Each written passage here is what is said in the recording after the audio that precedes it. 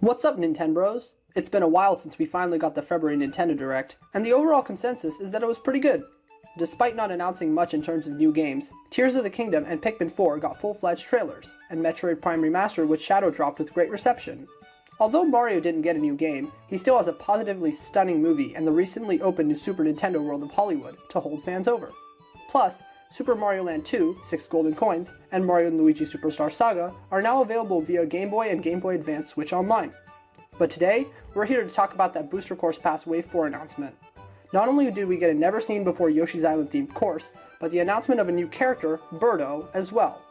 This opens up some really exciting opportunities for other new characters in the future, fixing one of the few criticisms Mario Kart 8 Deluxe still faces, being roster diversity. That's why we're going to take a deep dive into characters we could potentially get from previous titles and tour. Let's get started!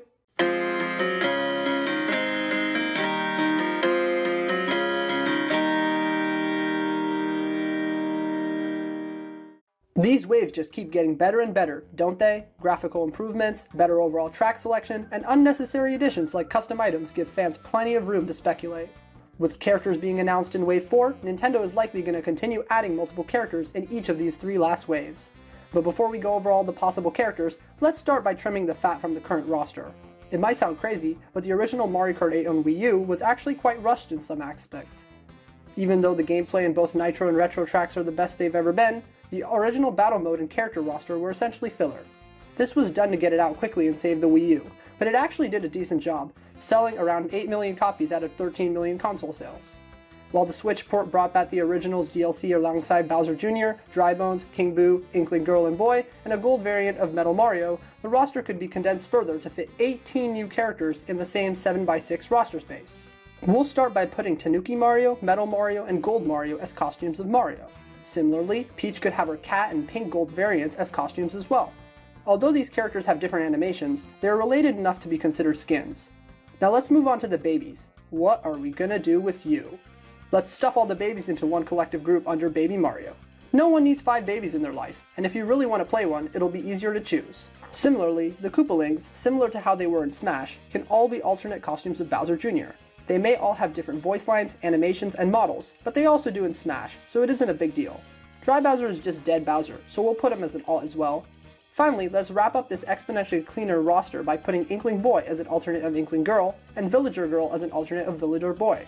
Inkling Girl and Villager Boy are more iconic than their counterparts, so they'll be the primary face of the character, once again similar to Smash. Now look at that! All that clean free space for new characters to add, so let's do it! Now, before we get to adding characters, we have to pick a side. Mario Kart Ultimate or Nintendo Kart? Should we bring back more obscure Mario characters and preserve the core identity of the game? Or should we load up iconic first-party characters and make it a huge crossover like Smash? This is quite a hot topic for the direction of future Mario Karts, but with character additions being a very real possibility, we've reached the point where we actually have to consider it for the future of the current game. Mario Kart 8 will never die, so let's decide which direction this game will take when adding characters. Well, after some pondering, we finally decided that the best route is a healthy middle.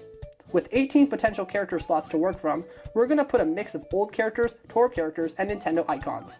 6 characters each for Wave 4, 5, and 6 would be a dream come true, and we likely aren't going to get that many. Regardless, let's go over our hopes for who could make the cut. Let's go in chronological order when talking about these characters. Similar to how Birdo came themed alongside Yoshi's Island, we'll suggest a course that these characters could come with if they get announced. So let's start with a very unusual character, Donkey Kong Jr. Being swapped out with Donkey Kong after Super Mario Kart, he made a return in Mario Kart Tour in all that 16-bit goodness. He could return with GCN DK Mountain, being a fun addition who would look quite funny compared to the rest of the cast. Let's get Diddy Kong from Double Dash, Dixie Kong from Tour, and Funky Kong from Wii out of the way. These characters are classics, and it's a crime we haven't gotten to more Donkey Kong representation, especially with all the emphasis in the Mario movie.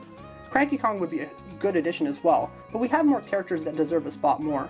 The stage that they could come with would be Wii DK Summit or DS DK Pass, and that would be hype for sure. Now here's a character with some very dedicated fans, PD Piranha from Double Dash. My man's appeared in Smash, Tour, and Sunshine, so he'd be a fine pick for the fan service.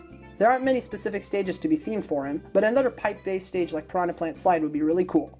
Getting even weirder, bringing back Rob from DS would be just hilarious. He was super loved back then, and it would be legendary if they brought him back now.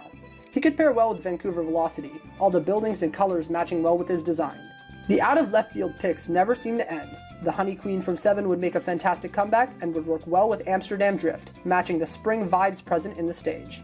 And you know what? Just throw Wiggler in from 7 while you're at it, who worked best for Maple Treeway, but would work as well with GCN Mushroom City due to the Wiggler cars on the road. Let's get back on pace with the highly popular icon that was just brought back into relevance, being Pauline. Her presence in Super Mario Odyssey, Mario Golf Super Rush, and Mario Kart Tour shows that she is actually quite likely to return. She could have been perfect with New York Minute or even get her own New Donk City course. Expanding into the tour lineup, Nabbit would be a lovely pick after his relevance in New Super Mario Bros. U Deluxe. He'd work great with Bangkok Rush, a merchant city full of stuff for the little Mischief Master to steal. Speaking of Mischief Masters, it would be nice to introduce more villains like Monty Mole and Hammer Bro. Monty Mole is quite cute and a fun addition to Tour, and would be a perfect fit for Airship Fortress, with all the wrenches and all. Hammer Bro would be perfect alongside Koopa Cape, because he is a Koopa with the hammers after all. Hammer Bro in particular could get special alternates for Fire Bro, Ice Bro, and Boomerang Bro. Speaking of alternates, Peachette could be an additional costume for Peach, Captain Toad a costume for regular Toad alongside multiple color variations, and Paratrooper from Double Dash as a costume of Koopa. We could talk more about skins, but this video is getting long enough. Maybe in a future video we could discuss alternate costumes for every character if you guys would like it. If we keep chugging along, Charging Chuck would work nicely with GCN Wario Coliseum or GCN Waluigi Stadium, emphasizing the sports aspect of these stages. And while we're on a roll with these villains, why not add King Bob-omb and Kamek? Toad's Factory is the perfect fit for King Bob-omb, with all the machines and noises. For Kamek, what's better than Wii Rainbow Road? Nothing matches better than a Rainbow Road for all the wicked magic Kamek does. Just to get it out of the way, the arcade characters are not likely to return. These were not mainline Mario Kart games, and why waste a slot for characters like Pac-Man when someone like Samus, Kirby, Pikachu, or Captain Falcon would be so much better? It would definitely be nice if the arcade characters returned, but that for sure is not on Nintendo's priority list. Same goes for relatively obscure characters, like Geno from Super Mario RPG, Fawful from Mario & Luigi Superstar Saga, Professor Egad from Luigi's Mansion, and Toadsworth from Super Mario Sunshine, who hasn't appeared in a game since Mario & Luigi Dream Team. It would be incredible if they became mainstream characters by being added to the biggest Mario spin-off of series to date, but that might be a consideration for later entries. After all that, we still have 2 slots left for non-Mario Nintendo characters. With 2 tracks, a car, and a Mii racing suit for Captain Falcon, it only makes sense to add him as a character. It is possible that Nintendo could add him alongside a new F-Zero track, such as Port Town or Silence, but it is not that likely when 2 tracks already exist in the game. If Nintendo doesn't make a new track, they could add Captain Falcon alongside Singapore Speedway. It's a speedway for crying out loud. It would also be great if Kirby joined Mario Kart as well. He has had a racing game before, being Kirby Air Ride. As for a track to match him, a stage from Kirby Air Ride, or maybe even a completely new Dreamland stage would be neat. If Nintendo chooses not to match Kirby with a new track, Daisy Cruiser would work pretty well. He loves to eat, and those moving dining tables would be perfect spots for him to munch. Putting everything together, we have a roster that on the surface looks like the exact same size. This is good in the sense that no menu elements need to be reorganized or fixed. There still aren't multiple pages or long lists to search through. But under the surface, the roster is significantly more meaty. The filler characters still exist, but are hidden away to leave so much more room for completely unique characters. Across the board, characters, both old and new, both Mario and non-Mario, can be chosen to race with.